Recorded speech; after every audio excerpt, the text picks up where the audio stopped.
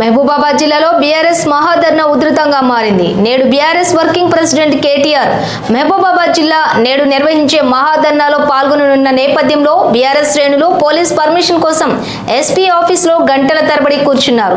మొదట పర్మిషన్ ఇస్తామని చెప్పిన పోలీసులు చివరకు పర్మిషన్ క్యాన్సిల్ చేయడంతో బీఆర్ఎస్ ఎమ్మెల్సీ మాజీ మంత్రి సత్యవతి రాథోడ్తో పాటు ఎమ్మెల్సీ వద్దిరాజు రవిచంద్ర, మరో ఎమ్మెల్సీ తక్కెళ్లపల్లి రవీంద్రరావు, మాజీ ఎంపీ భరాసా జిల్లా అధ్యక్షురాలు మాలోతు కవిత, మాజీ ఎమ్మెల్యే భానుత్ శంకర్ నాయక్ మహాధర్నా పర్మిషన్ నిరాకరించడం పట్ల నిరసన వ్యక్తం చేస్తూ ఎస్పీ కార్యాలయం ముందు ధర్నాకు దిగారు. పర్మిషన్ క్యాన్సిల్ చేయడం దుర్మార్గమని, కాంగ్రెస్ ప్రభుత్వం బీఆర్ఎస్ ను చూసి భయపడుతోందని బీఆర్ఎస్ నేతలు ధ్వజమెత్తారు. మరోపక్క BRS working president KTR Twitter వేదికగా స్పందిస్తూ బీఆర్ఎస్ ను చూసి రేవంత్ రెడ్డి ప్రభుత్వం భయపడుతోందని ట్వీట్ ద్వారా తెలిపారు. ఎన్ని కుట్రలు చేసినా టీఆర్ఎస్ లగచర్ల గిరిజనుల పక్షాన నిలబడుతుందని తెలిపారు.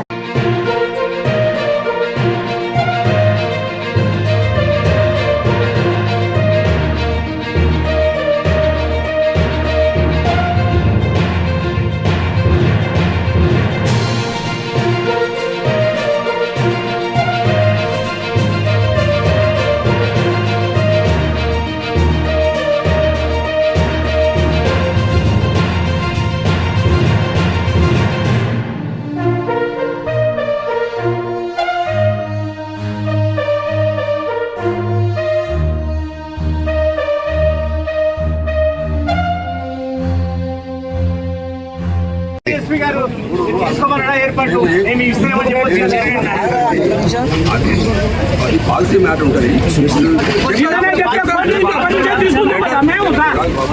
ఎక్కడ తీసుకొని మీకు ఇస్తాము, దాని మీద ఏం యాక్షన్ తీసుకుంటారో దాని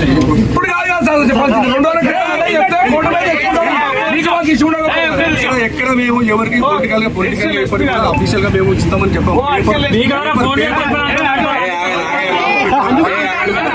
ఎవరైనా రాళ్ళు వేసినా మాత్రం మీరు కూర్చొనియాము, మీరు కూర్చుని మేము మర్యాదిస్తున్నాము. ఎవరైనా రేపుల మీద రాళ్ళకి వేసాం మాత్రం బాగుండదు చెప్తున్నా. మాకు కూడా అన్ని పాలిటిక్స్ తెలుసు, మాకు కూడా ఏమేమి చేయాలో మాకు అంతా తెలుసు. ఇవాళ వచ్చి రాలి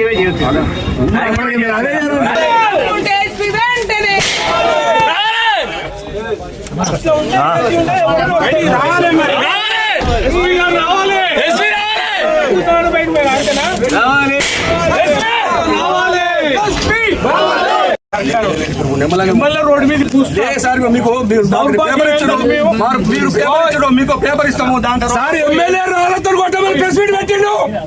మేము రాళ్ళు ముట్టుకోముందు రాయలేదు. మీరు ఏం దరఖాస్తు ఇస్తారు సార్? ఎస్పీ గారు అడగండి. మీరు పర్మిషన్ ఇస్తారు కోయండి అన్నాడు. వచ్చి మీరు రోడ్డు మీద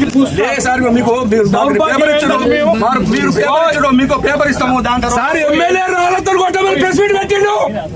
మేము రాళ్ళు ముట్టుకోముందు రాయలేదు. మీరు ఏం దరఖాస్తు ఇస్తారు సార్? ఎస్పీ గారు అడగండి. మీరు పర్మిషన్ ఇస్తారు కోయండి అన్నాడు. వచ్చి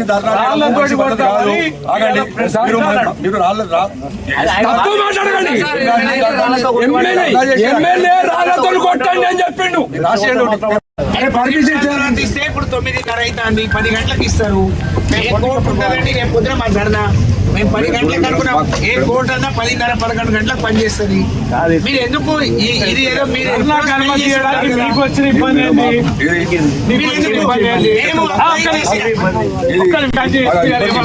ఇబ్బంది చెప్పమంటారా? ఇప్పుడు ఇష్యూ మన దగ్గరది కాదు. నెంబర్ 1 ఇది వికారాబాద్ జిల్లాకు సంబంధించిన ఇష్యూ. ఇది అర్థమైందా?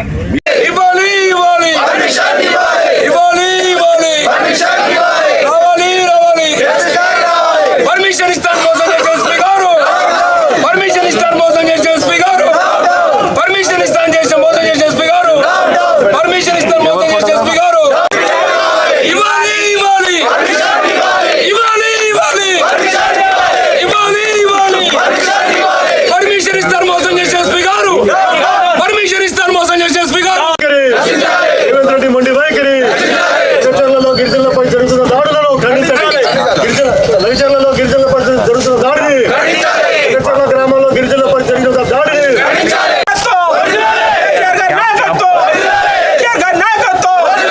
కేటీఆర్ గారి మహాధర్నాకు పర్మిషన్ వెంటనే, కేటీఆర్ గారి మహాధర్నాకు పర్మిషన్ వెంటనే, కేటీఆర్ గారి మహాధర్నా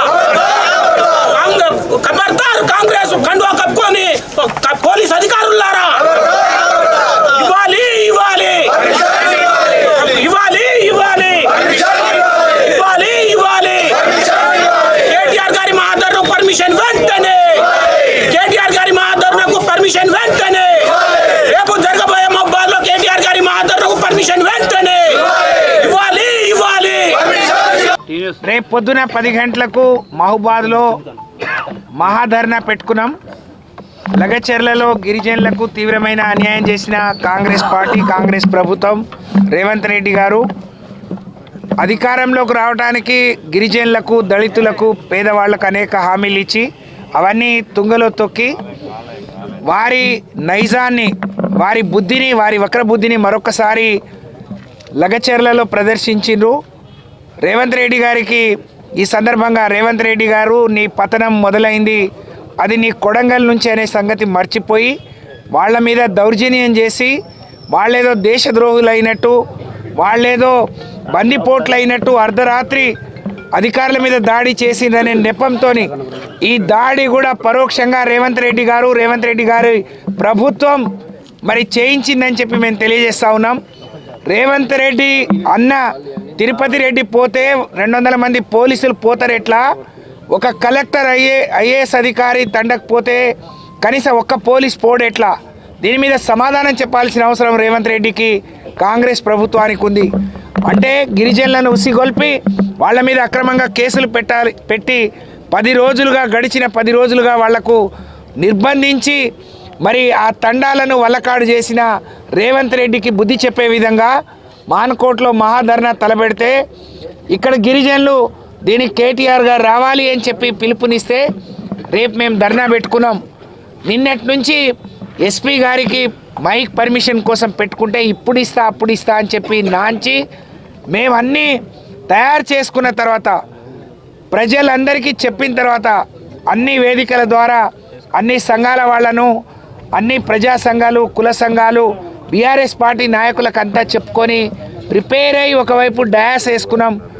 మరి ధర్నా చౌక్ దగ్గర, ధర్నా ప్లేస్లో ఎంఆర్ఓ ఆఫీస్ దగ్గర అంతా రెడీ చేసినాక ఇప్పుడు మేము కంట్రోల్ చేయలేము అని చెప్పి, మరి పర్మిషన్ ఇవ్వమని చెప్పి తిరస్కరించడం, ఇది ఎంతవరకు సమంజసం ఎస్పీ గారు, డీజీపీ గారు అని ప్రశ్నిస్తూ ఉన్నాం.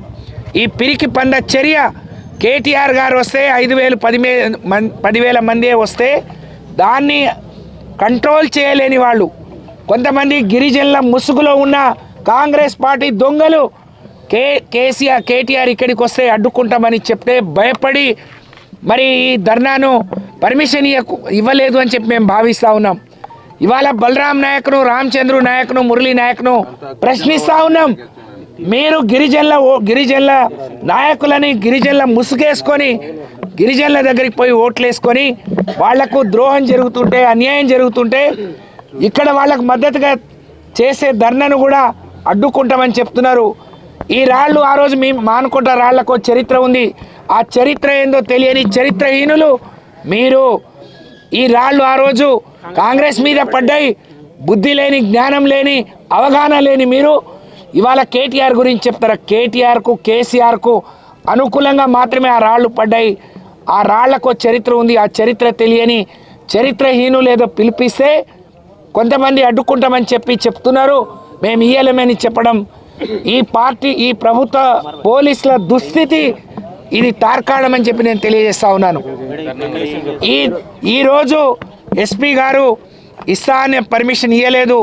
వారి మీద తీవ్రమైన ఒత్తిడి ఉన్నట్టు మాకు అర్థమైంది. నేను స్వయంగా డీజీపీ గారితో మాట్లాడినా అయిపోయింది, మేము కంట్రోల్ చేయలేము, మరి మా చేతగానితనం ఇది అని చెప్పి చేతులు ఎత్తేసిన పరిస్థితిలో మాకు పర్మిషన్ ఇవ్వండి, సామరస్యంగా మేము అన్ని రకాలుగా చూసుకొని చాలా సామరస్యంగా అక్కడున్న లగచెర్ల రైతులకు ఒక నమ్మకాన్ని, విశ్వాసాన్ని కలిగిస్తాం, ధర్నా చేసుకుంటామంటే పర్మిషన్ ఇవ్వలేదు.